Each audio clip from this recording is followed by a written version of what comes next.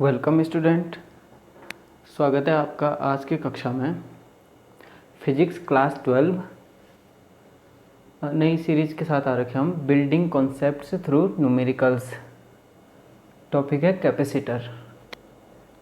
इसमें हम क्या करते हैं कि न्यूमेरिकल्स के थ्रू जो है कॉन्सेप्ट्स को क्लियर कराने की कोशिश करते हैं, जिससे कि समझने में आपको हेल्प मिले। तो यहाँ पे पहले दो प्रॉब्लम्स हमने बोर्ड पे लिखी हैं। ये फेमस एग्जाम्पल हैं, दरअसल ये फेमस एग्जाम्पल्स हैं और ये आपको कईयों को आते होंगे और आने चाहिए। हालांकि डायरेक्ट क्वेश्चन इस प्रकार का नहीं पूछते हैं, लेकिन फिर भी आप देख लीजिए कि इस प्रकार के क्वेश्चन जब भी कभी आएँ तो कैसे उनको करना है। फिर एक एग्जाम्पल और लेंगे हम जो फेमस है फिर से। तो सबसे पहले आप प्रॉब्लम 1 में आइए न्यूमेरिकल में। यहाँ पे हमारे पास 2 माइक्रोफैरड, 3 माइक्रोफैरड और 5 माइक्रोफैरड तथा 10 माइक्रोफैरड के 4 कैपेसिटर लगे हुए हैं। समस्या ये है कि फाइंड क्या करना है हमने, इक्विवेलेंट कैपेसिटेंस। इसमें भी इक्विवेलेंट कैपेसिटेंस फाइंड करना है, इसमें भी इक्विवेलेंट कैपेसिटेंस, तुल्य धारिता दोनों एग्जाम्पल में आपने निकालनी है। तो उसके लिए आपके पास फॉर्मूले बने हैं। कैपेसिटर का जो कॉम्बिनेशन है या तो सीरीज में होगा या पैरेलल में होगा। पैरेलल में होगा तो कैपेसिटेंस कैसे आता है उसका फॉर्मूला है, सीरीज का भी फॉर्मूला है, वही हमको यहाँ पे अप्लाई करना है। लेकिन उससे पहले हमको ये देखना पड़ता है कि दिया गया कॉम्बिनेशन सीरीज है, पैरेलल है, ये क्या है। मतलब जो ये कैपेसिटर लगे हैं किस किस कॉम्बिनेशन में लगे हैं, ये हमको फाइंड आउट करना है। और यही सबसे बड़ा जो है हमारे पास प्रॉब्लम होता है, ये चैलेंज होता है एक प्रकार से। तो यहाँ पे देखिए हमको ढूंढना है कि ये कैपेसिटर किस ऑर्डर में लगे हुए हैं। P और Q के बीच हमको इक्विवेलेंट कैपेसिटेंस फाइंड करनी है।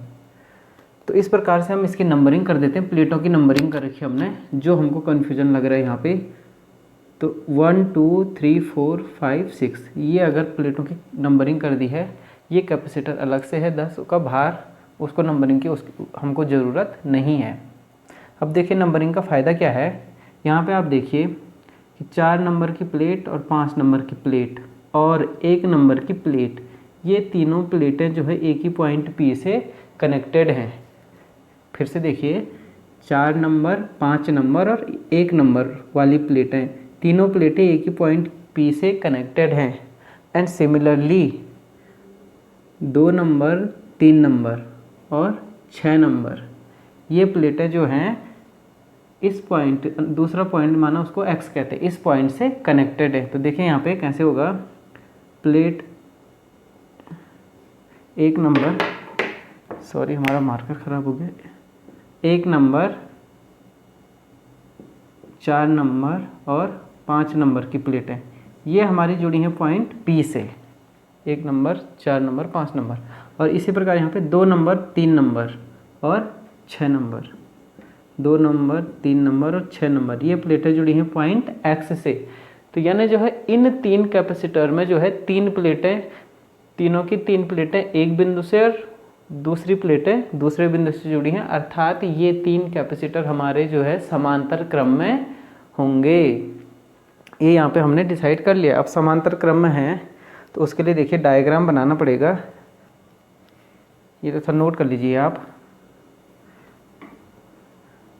तो पैरेलल ऑर्डर में जो हैं, अब कैसे लगेंगी प्लेटें, ऐसे लगा दे 1 2 और 3, ये पैरेलल ऑर्डर हैं। 1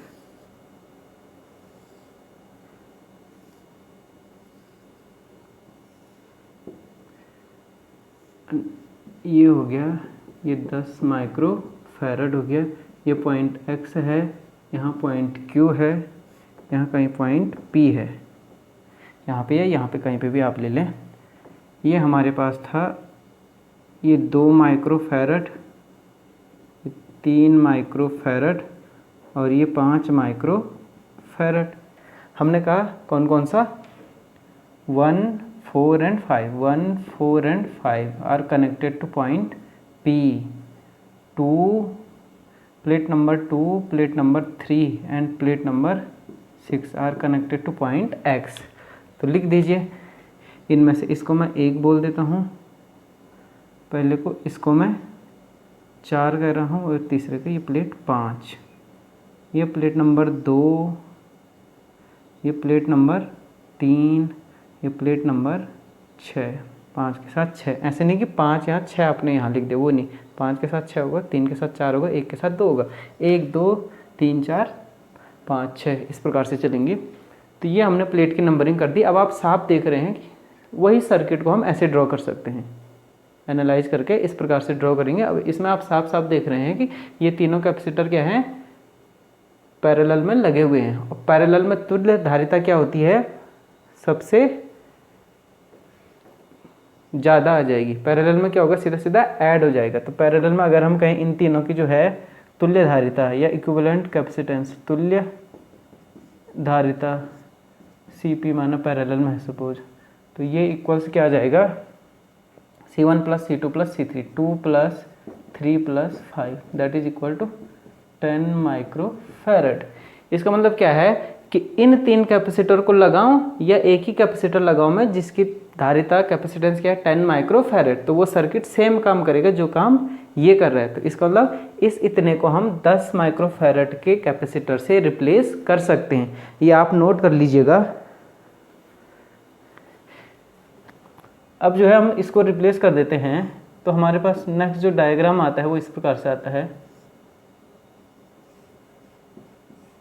ये पॉइंट Q, ये पॉइंट P, तो ये हो गया 10 माइक्रोफैरड, ये वाला हो गया 10 माइक्रोफैरड, ये वाला 10 माइक्रो, ये जो है यहाँ पे इन तीनों का 10 माइक्रोफैरड आ गया। अब आप देख रहे हैं ये 10-10 वाले दो कैसे लगे हैं, ये सीरीज में लगे हुए हैं। और सीरीज में कैपेसिटेंस क्या हो जाता है, हमेशा कम होगा। अगर श्रेणी क्रम में लगा रहे हैं तो कैपेसिटेंस क्या हो जाता है, कम हो जाएगा। तो तुल्य धारिता फिर से यहाँ पे क्या आ जाएगी, तुल्य धारिता CS बोलता हूँ माना मैं, क्योंकि सीरीज में लगा है तो हमने कहा CS है, या फाइनल भी बोल सकते हैं CF, ऐसे भी आप लिख सकते हैं। तो कर दीजिए इसको, सॉरी, फॉर्मूला जो आएगा 1/CS equal to 1/10 + 1/10 that is equal to 2/10, hence CS equal to 10/2, 1/5 कर लीजिए, तो ये आएगा 5 microfarad, that is our answer. तो P और Q के बीच तुल्य धारिता क्या हो गई, 5 माइक्रोफैरड, ये हमने निकाल दिया। तो इस प्रकार से हम इस एग्जाम्पल को या इस टाइप के जो क्वेश्चन होते हैं उसको निकाल सकते हैं। प्लेट में अगर कन्फ्यूजन हो रहा है तो सिंपल क्या करेंगे, नंबरिंग कर देंगे उनकी 1 2 3 4 5 6 कंसेक्यूटिव नंबर देके, और फिर डिसाइड करके इस प्रकार से क्वेश्चन क्लियर कर देंगे। ये हमारा क्लियर हो गया। हम चलते हैं नेक्स्ट प्रॉब्लम की ओर, प्रॉब्लम नंबर 2, ये आप नोट कर लें प्लीज़।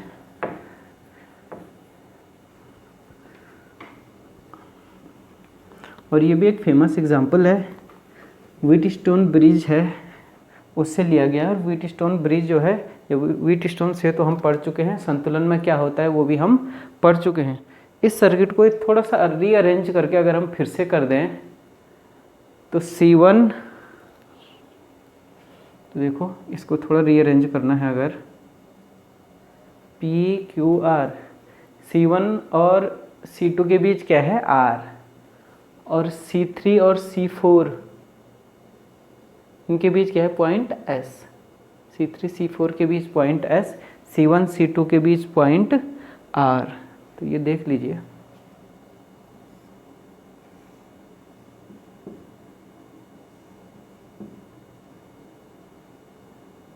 C1 C2 के बीच पॉइंट C1, और ये C1 है, ये C2 है, C2 के बीच पॉइंट क्या है, यहाँ पे कहीं पे R है, ये पॉइंट R हो गया है C1 C2 के बीच। C2 हमारा कनेक्टेड है फिर से किससे, Q से, C2 कनेक्टेड हो गया हमारा Q से, तो यहाँ पे पॉइंट Q आ गया इस प्रकार से। यहाँ पे हमारा P आ गया, P से C1, C1 से R, R से C2, ऐसे करना है। थोड़ा सा इसको जो है रीअरेंज करें। Q से जुड़ा हमारा C4, Q से जुड़ा है C4 और फिर S,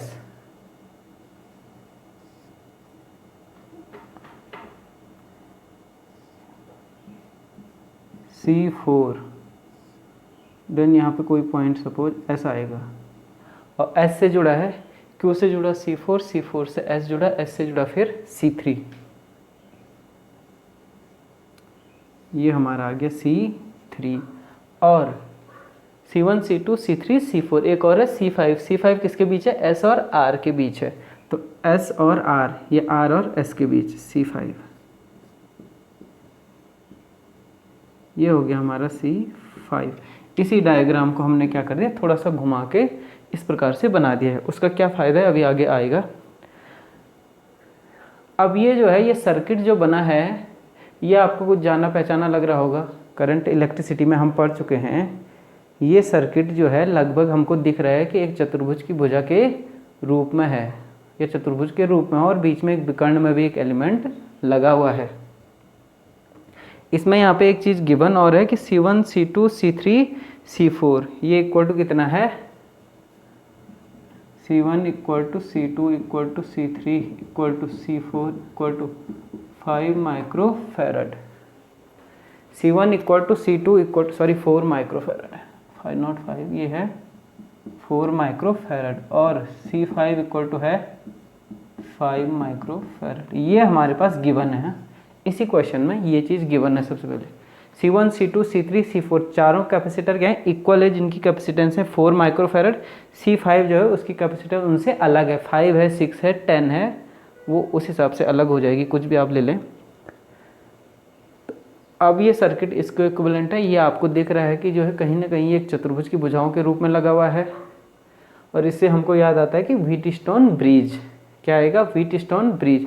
इसको अब हम व्हीटस्टोन ब्रिज के रूप में अगर लिख दें अरेंजमेंट के रूप में, तो PQRS को देखो कैसे लिखेंगे,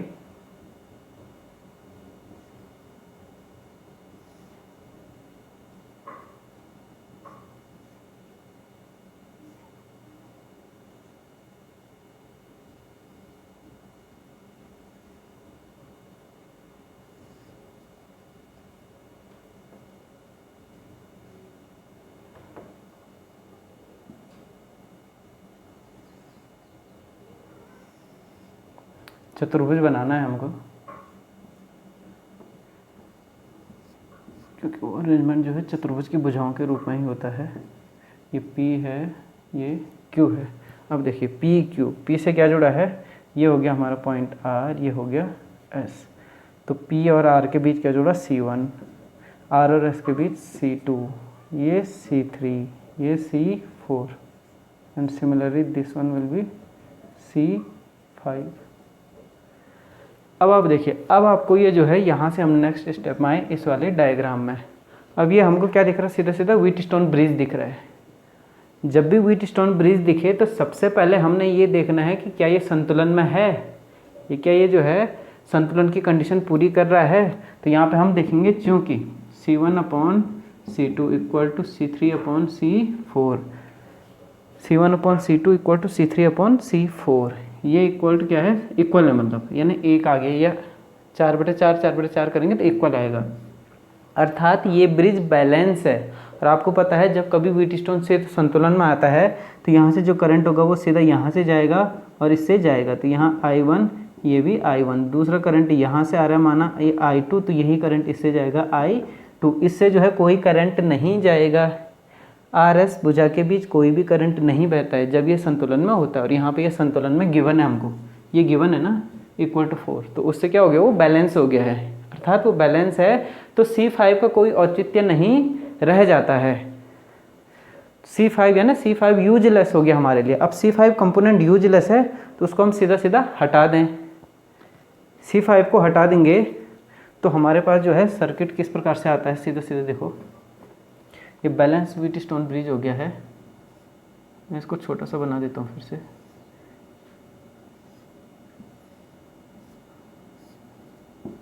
P Q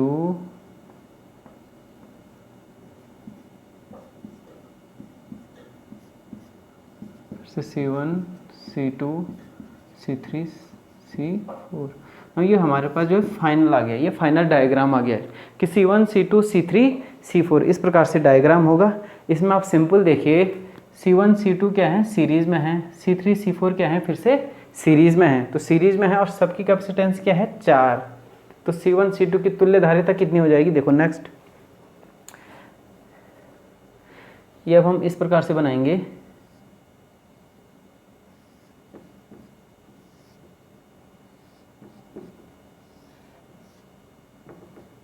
ये P, ये Q, नेक्स्ट वहाँ से ये स्टेप आएगा और इसके बाद नेक्स्ट फाइनल जो स्टेप आएगा इस प्रकार से, बस एक ही, पी और क्यू। तुल्य धारिता निकालनी मतलब इस कैपेसिटर या प्रतिरोध, तुल्य प्रतिरोध निकालना है, तुल्य धारिता निकालनी। इस प्रकार के क्वेश्चन में जब कभी तुल्य निकालते हैं इक्विवेलेंट, इसका मतलब इस सारे सिस्टम को हम एक कैपेसिटर के बराबर रिड्यूस कर देंगे। या तो इतना कैपेसिटर लगाएंगे या उसकी जगह एक कौन सी धारिता या कितनी धारिता का कैपेसिटर लगाएंगे जो कि वही काम करेगा जो ये इतने कैपेसिटर मिलके कर रहे हैं। तो इस प्रकार से बनेगा।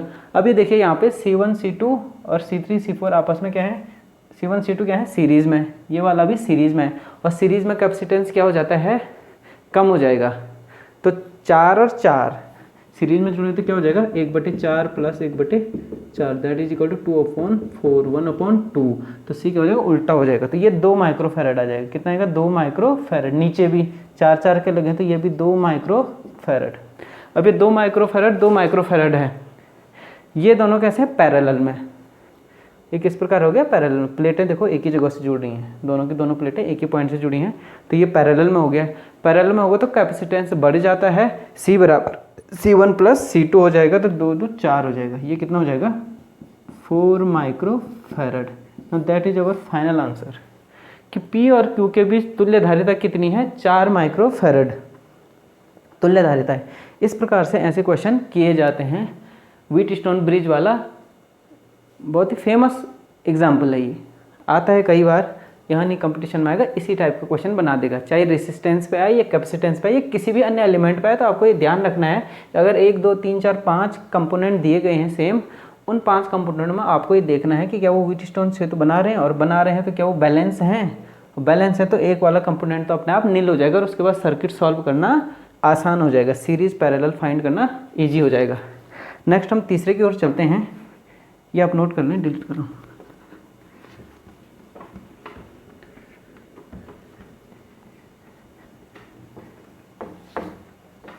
एक नेक्स्ट जो फेमस एग्जाम्पल आता है जिसको हम कहते हैं लैडर एग्जाम्पल, ये लैडर कॉम्बिनेशन, वो होता है लैडर कॉम्बिनेशन। तो इस सीढ़ियों की यानी सीढ़ी नुमा, क्या बोलेंगे उसको, सीढ़ी नुमा होता है।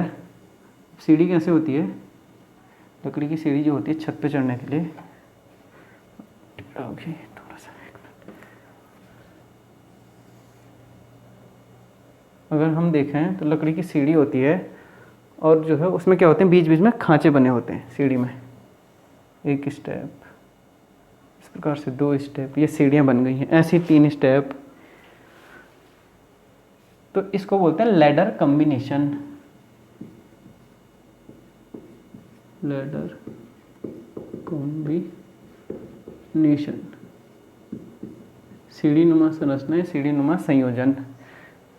ए और बी 2 पॉइंट है, इनके बीच जो है डिफरेंट अगर कैपेसिटर लगे हैं माना, तो कैपेसिटर लगाएंगे हम, यहाँ पे लगेगा, यहाँ पे लगेगा, यहाँ पे, यहाँ पे, यहाँ पे, यहाँ पे, यहाँ पे और यहाँ पे, यहाँ पे, इस प्रकार से। देखिए ये लगाया हमने,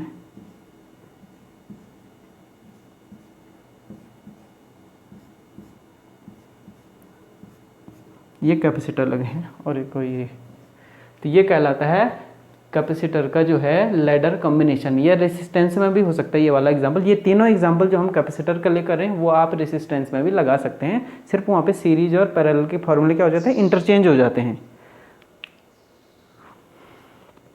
इनकी जो है धारिता अगर दी गई है 3 माइक्रोफैरड, 3 माइक्रोफैरड, ये भी 3 माइक्रोफैरड, 3 माइक्रोफैरड,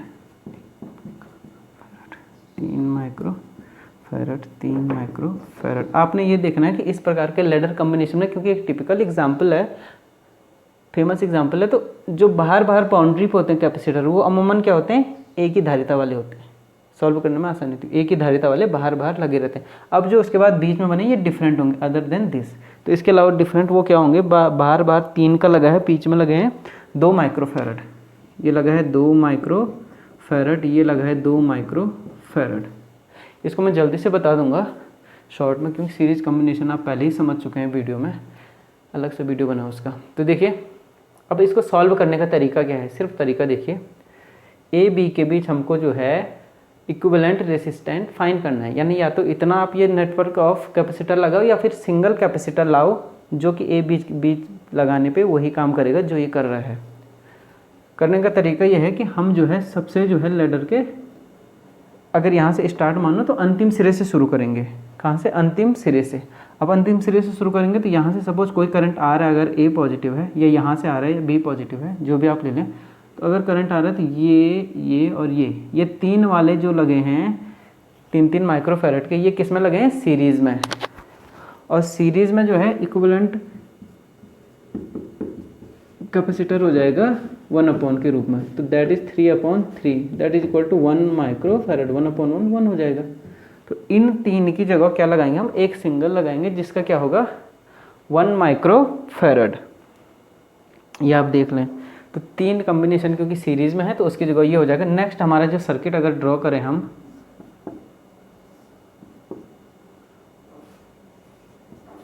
ये 2 है, ये 3 है, ये 3 है, माइक्रो में है सारे, और ये 3 है,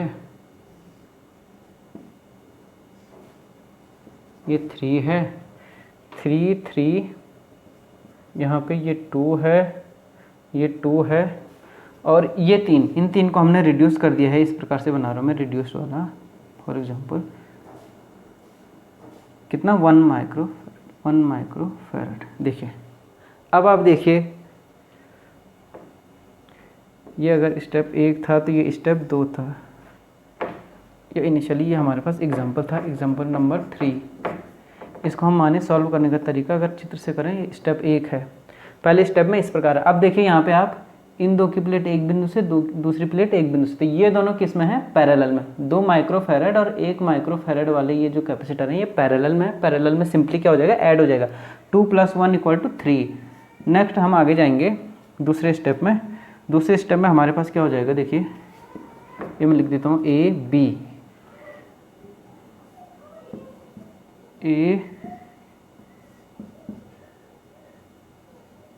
ये बी हो गया 3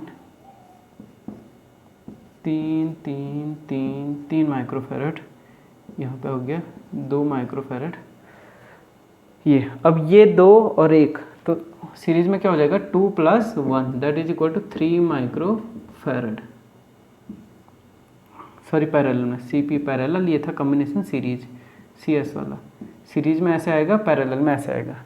तो सीरीज में हमारे पास कितना हो गया? फिर से पैरेलल में 2 + 1 3, तो फिर से 3 का हो गया, तो यानी ये वाला, ये फिर से क्या हो गया? 3 माइक्रोफैरड। इन दो को हटा के उसकी जगह हमने क्या रख दिया? ये एक सिंगल रख दिया। अब ये सिंगल रख दिया तो देखिए, आप फिर से सॉल्व करना है।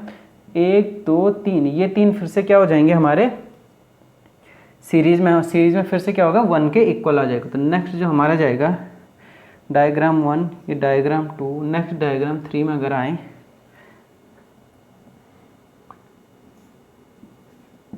ए दैट इज बी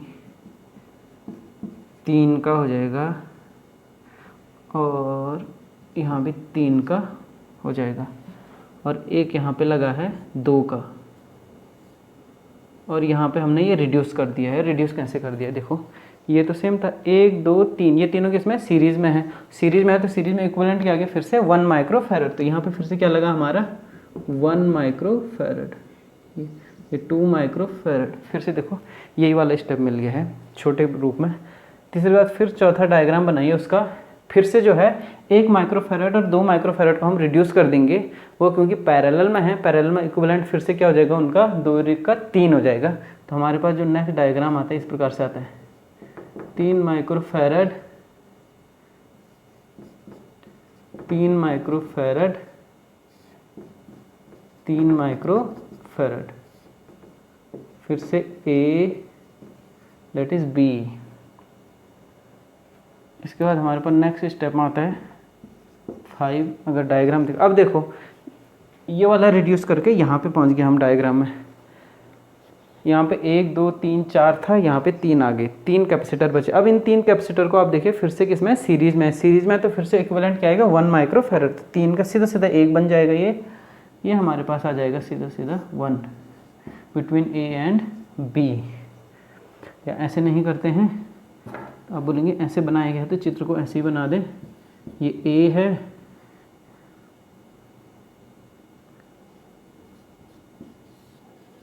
एंड ये बी हो गया। ये 1 माइक्रोफैरड फैराड, फाइनल आंसर। तो ए बी के बीच जो है जो इक्विवेलेंट कैपेसिटेंस हो जाएगी वो हो जाएगी 1 माइक्रोफैराड की, तुल्य धारिता 1 माइक्रोफैराड होगी। तो ये हमने एक तीसरा टिपिकल एग्जाम्पल या फेमस एग्जाम्पल लिया था लैडर कॉम्बिनेशन वाला। आशा करता हूँ ये तीनों एग्जाम्पल आपको पसंद आएंगे।